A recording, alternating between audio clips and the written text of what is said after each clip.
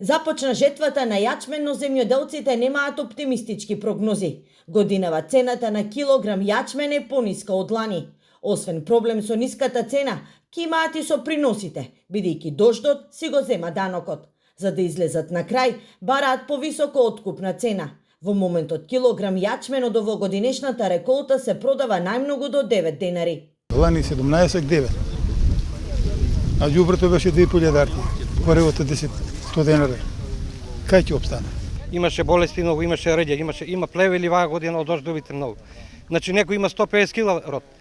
И ретки се тие што имат 400-500. 400-500 има тие што имат убави површини. Лани беше 16,50 одма пари. Сега е 8 денари одма пари.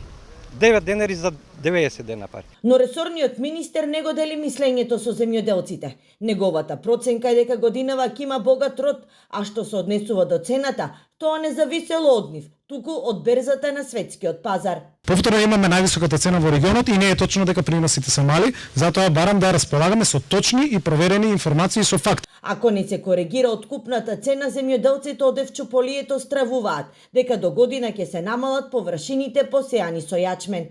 Земјоделецот ќе нема опънци да носи. Порано нашите носеле опънци, сега ќе немаме и опънци да носи. Ако продолжи овака.